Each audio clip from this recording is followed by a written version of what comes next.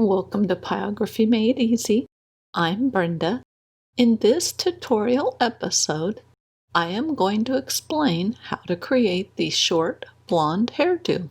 Well, let's get started.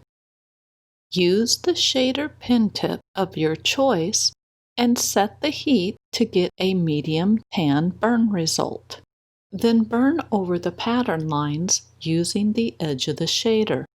These lines represent the edges along hairs and shadows on the hair. Plus, the lines form the foundation for the hair, so it is important that they are burned in the direction that the hair is styled. Don't burn the lines very dark. This is blonde-colored hair. On my website, I have the reference photo and the pattern for this hairdo. I highly recommend that you try creating this hairdo without using the pattern that I created.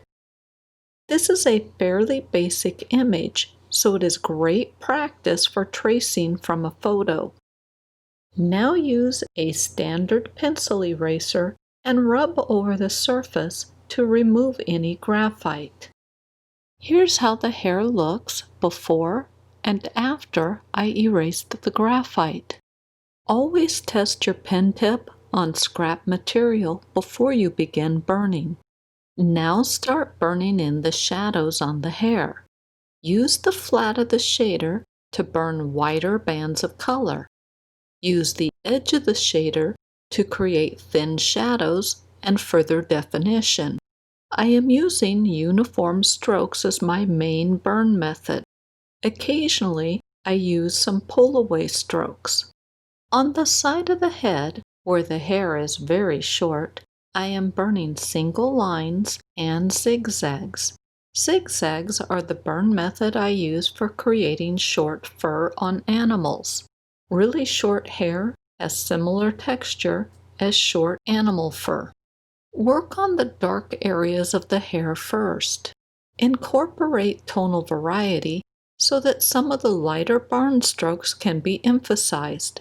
This will help create the look of layered hair. It is super important to burn in the direction that the hair is styled.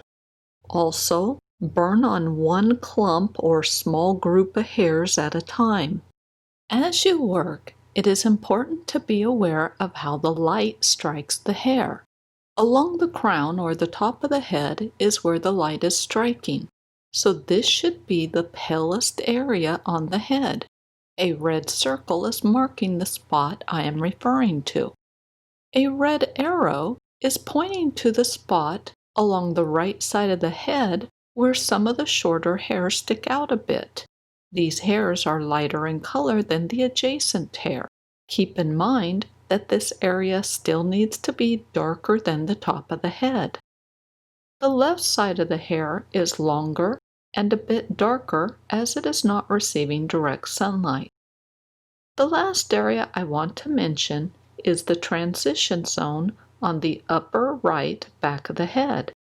This area has a number of shadows as the hair clumps are shifting directions between the left and right. I mentioned before that I am primarily using uniform strokes as my burn method. I burn an assortment of line widths as I fill in an area. I fill an area with color, and then I reburn over the area, breaking it up into clumps of hair. A clump is what I am referring to as the clusters of hair that group together, and they remind me of spaghetti noodle thickness. A red arrow is pointing to one. When I fill an area with color, I am generally using the flat of the shader, as this produces the thickest or widest burn strokes.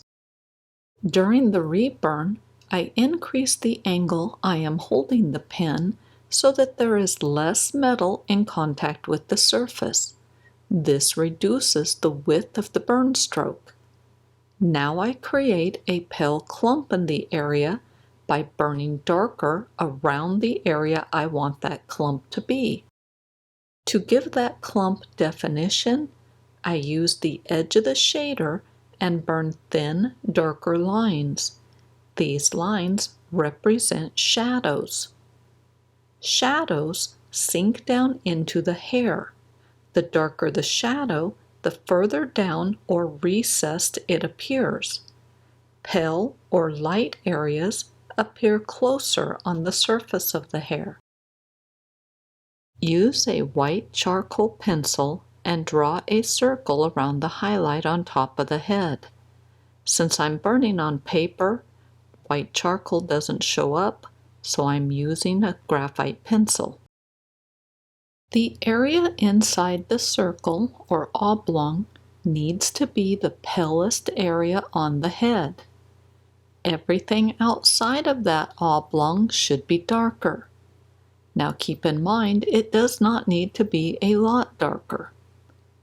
To make the head look 3D requires two things: a highlight and shadows.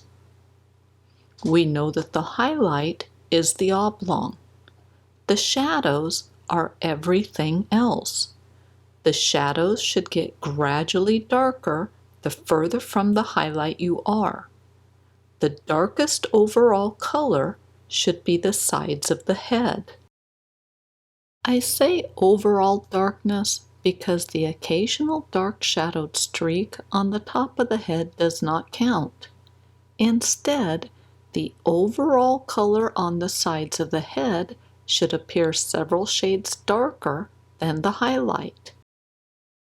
As you can see, I continue to rework areas to build up the color and create more individual clumps of hair.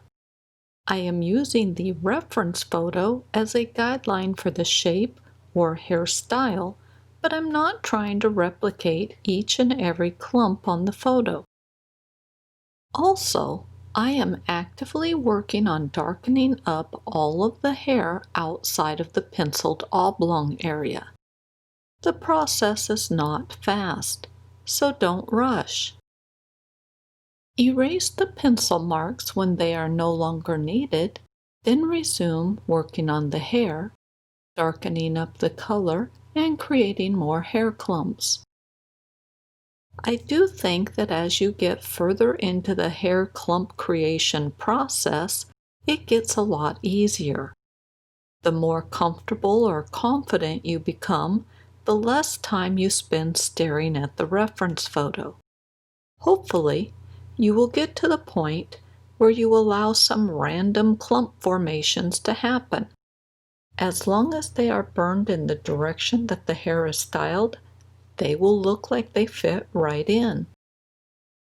At this point, I am concentrating on darkening up the left side of the head. The darker it gets, the more the highlight on the top of the head stands out. Pale clumps remain as I darken up the left side, but I make sure that the clumps are darker than the highlights.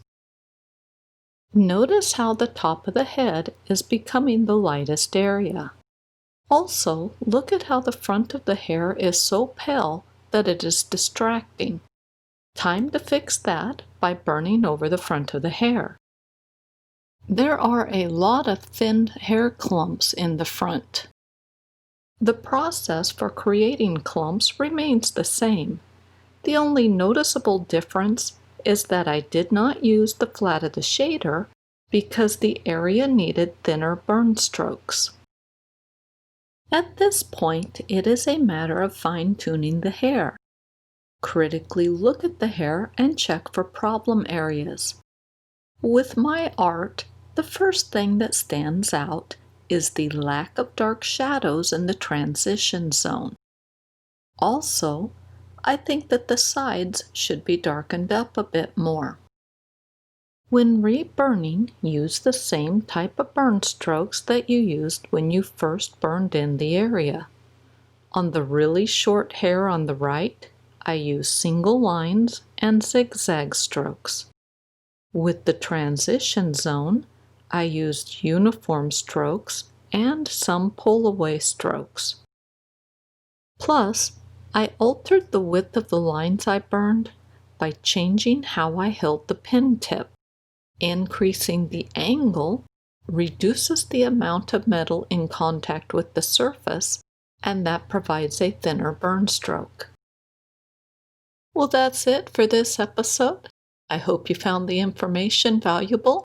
On my website, Pyrography Made Easy, I have the written version of the tutorial along with a pattern that I made. I will put a link to that in the description below. Well, thank you so much for watching my video, and I will see you next week.